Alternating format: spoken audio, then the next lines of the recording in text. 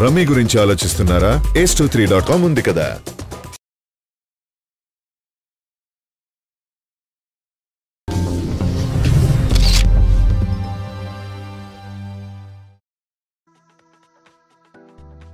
టాలీవుడ్ ఇప్పుడు 2 బడా ప్రాజెక్టుల కోసం ఆసక్తిగా ఎదురుచూస్తుంది.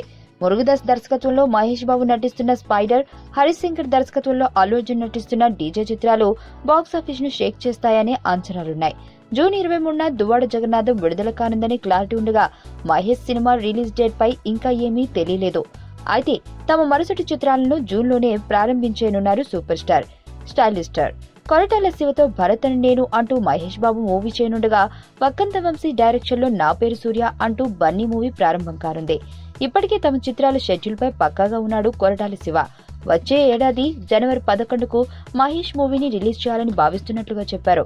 అందుకు తగ్గట్లుగానే ప్లాన్ చేసుకుంటున్నాడు కూడా. మరోవైపు బన్నీ సినిమాను కూడా సంక్రాంతి బరిలోనే నిలపాలని భావిస్తున్నాడు వక్కంత వంశీ. ఆ సీజన్ మిస్ అయితే మళ్లీ సమ్మర్ వరకు వెయిట్ చేయాల్సి వస్తుంది. అంటే దాదాపుగా ఒక సినిమాకు ఏడాది పట్టేస్తుంది. అందుకే సంక్రాంతిని టార్గెట్ చేస్తున్నారు మహేష్ అండ్ బన్నీ. భారత్ గా మహేష్ బాబు, సూర్యగా అల్లు అర్జున్ ఇద్దరూ కలిసి పొంగల్కి పోటీ పడనున్నారన్నది Tollywood latest talk.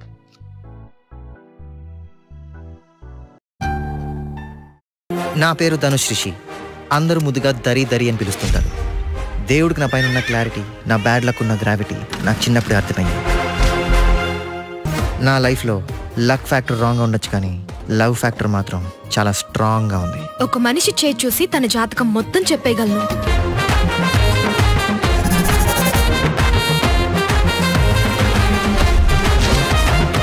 Coming soon.